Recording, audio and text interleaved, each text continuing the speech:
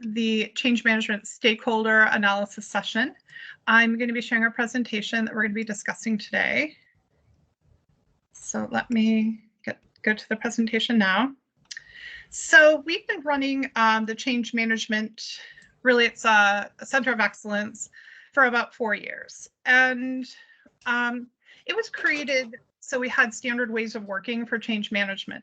And so really stakeholder management is really such a key important part of change management. And really, so the purpose of this training is really to help enable effective stakeholder management by the project managers, which most of you are, and other types of work that you do to support the design and execution of your projects. So by the end of this training, you should really be able to explain the value of stakeholder management and what this activity is comprised of, identify and analyze the stakeholders using our tool, stakeholder management tool, and then engage stakeholders and overcome resistance. So really the agenda, we're going to review the OCM framework. We'll talk about what is stakeholder management, who are stakeholders, how do we identify them, how do we analyze them, how do we engage them, and then really where can you find supporting materials, and then we'll have a Q&A. So really a word on change. So I love this Charles Darwin quote, "It's not the strongest of the species that survive, nor the most intelligent, but the ones most responsive to change." So I think we've all undergone a lot of change recently with what's happened around the world with COVID-19, and it's impacted people's personal lives and work lives. So there's just lots of change. And then in terms of our organization, we're undergoing an organizational transformation. So there's so much happening, and we have so many projects going on in the organization, especially in IT globally. So I'm doing this session with all of our IT employees and consultants, really to talk a little bit about stakeholder management, really how we can do it more effective.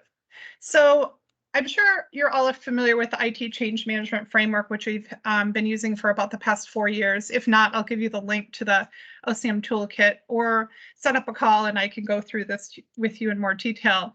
But the one area that we're talking about today is aligning, engaging stakeholders. So that's identifying those stakeholders and sponsors. And so that's a key component of change management. In addition to understanding the scope of change, building plans, creating the change team, implementing the change, and measuring the change. Any questions on that, on the framework? No?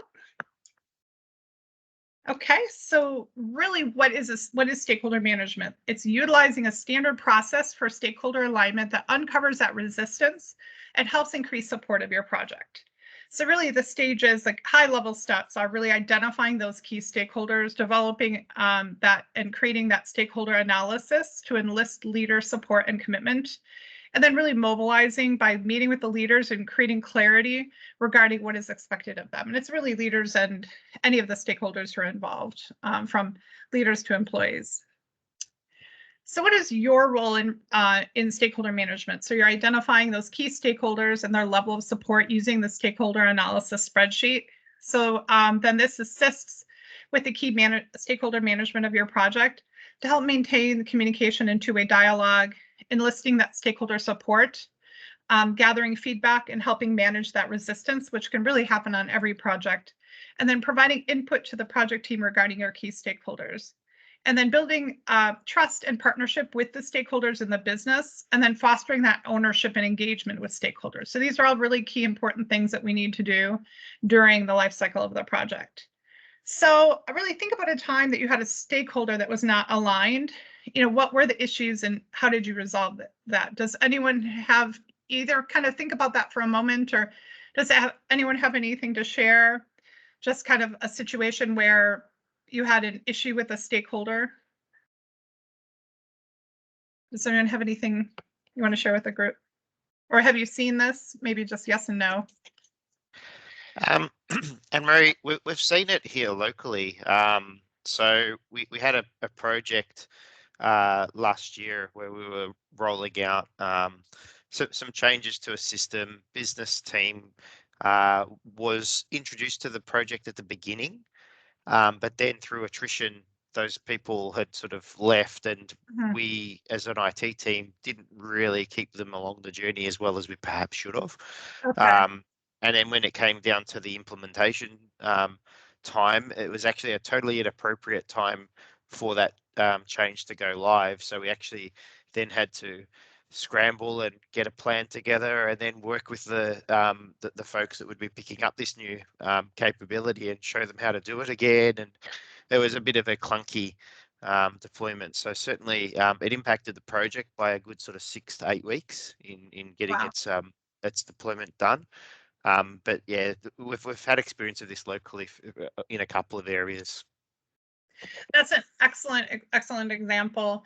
I think that can happen quite frequently. Sometimes people will say, oh, I have a stakeholder list, and they have it written on a piece of paper or something, or you meet with the person once, but you're not really doing that analysis and kind of tracking of the stakeholders.